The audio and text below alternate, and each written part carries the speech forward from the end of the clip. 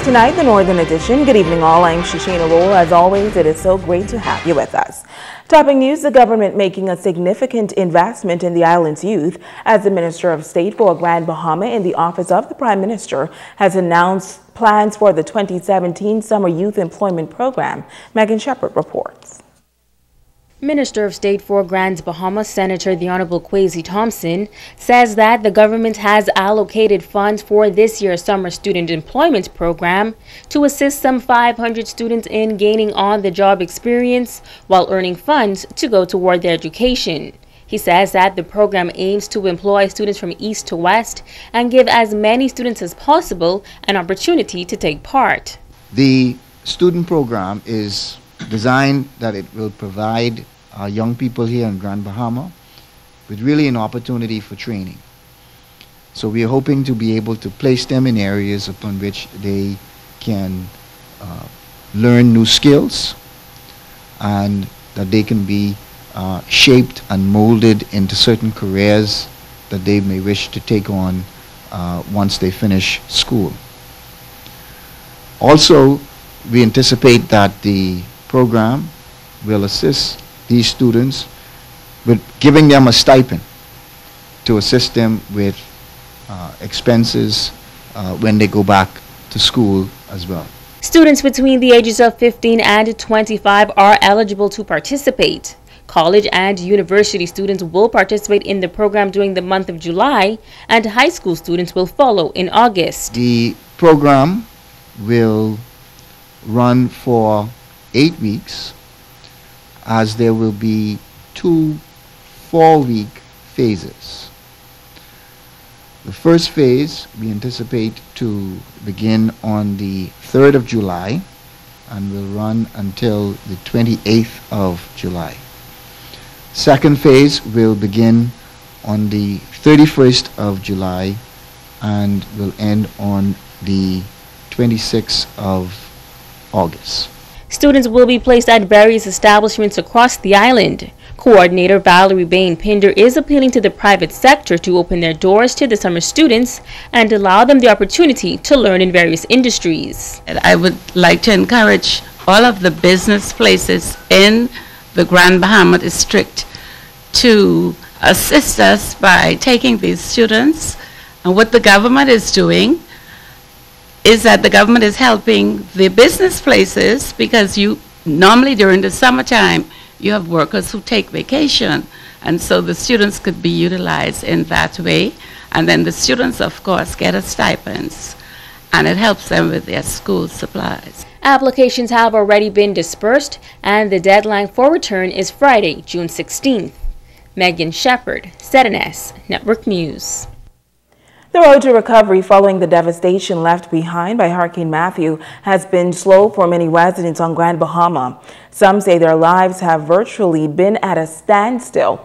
Almost 1 year after the hurricane, some residents are still awaiting a settlement from various insurance companies. A disgruntled group of clients of insurance management, some of whom hired their own adjusters, banded together recently and met at the Manor House at the Grand Lucayan Hotel to voice their concerns. They say after surviving Hurricane Matthew and submitting their hurricane claims, they are now living another nightmare.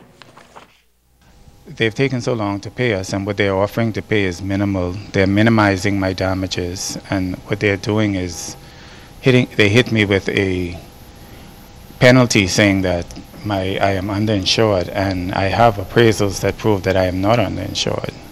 Because my house was insured with a reputable company, there would be no problem if I got damage in the hurricane. Well, here we are, 8 months after the hurricane, and my house is still damaged and no chance of getting any money at the moment. It's just not good enough. And I also own an apartment complex on the north side of Bahama. You know, in 8 months today, we're still going back and forth with insurance management. I haven't received anything to compensate to get my property back in order. I'm still going through the house leaking. I've got leaks in 75% of the house. The apartment building, 6 units, 5 of them still leaking. Have people living in houses with compromised roofs, and hurricane season is here, and we're concerned for their safety at this point. Now residents say they have done their part. Now it is time for the insurance company to pay up.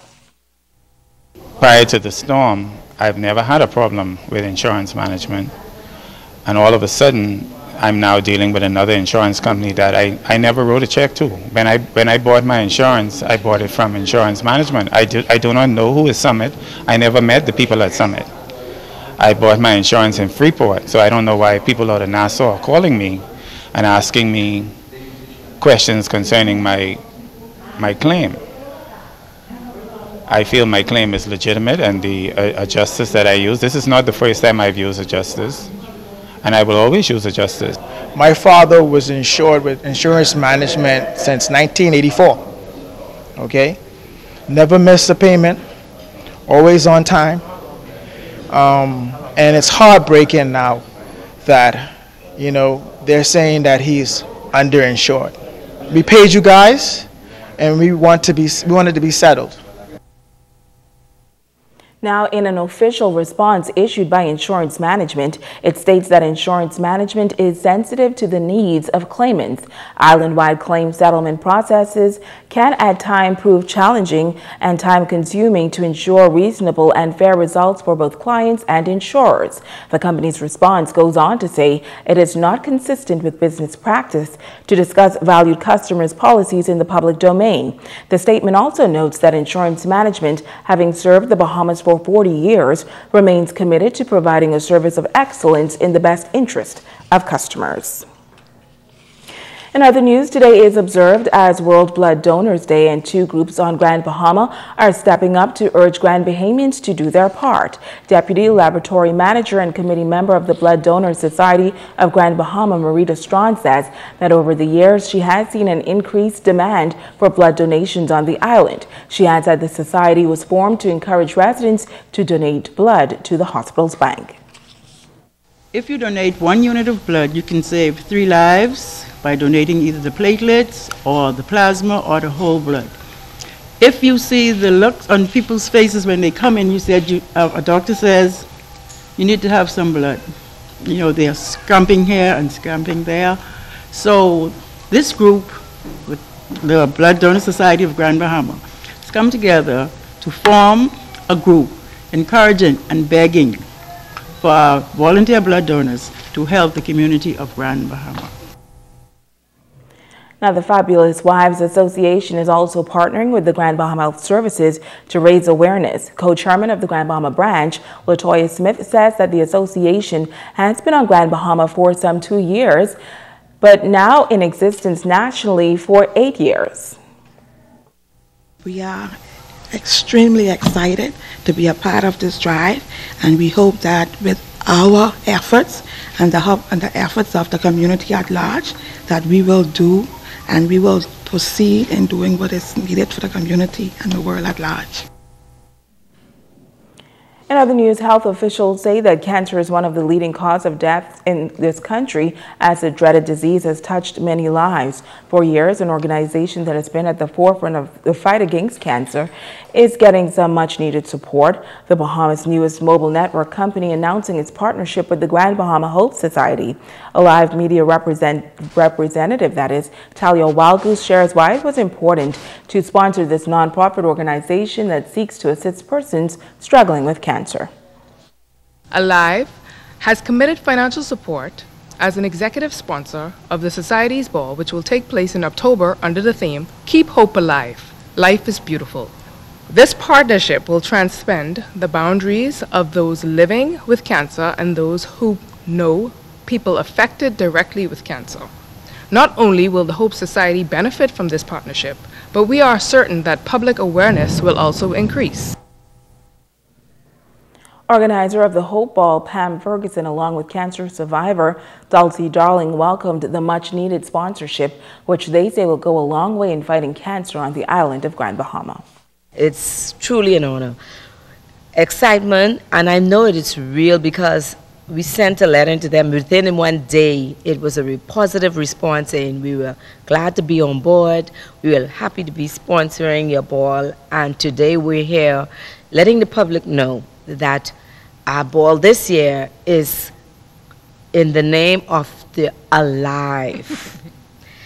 I am alive today because we have sponsors like Alive who help us to keep that hope alive, who help us to keep fighting, who help us to keep on in this cancer fight. There are many cancer survivors on the island of Grand Bahama. There are many ways that the Hope Society aims to help persons who have cancer. Today we're privileged to have Alive on board because Alive is going to help us to keep this hope burning, keep this hope shining, and help many other persons to stay alive, because cancer is a disease that you cannot fight alone. You need partners. You need persons that are going to hold your hands. You also need financial support. And because of the support that the financial support that we're getting from Alive, we are going to help many other persons as we start our ball season off. Stay with us, there's more news right after this.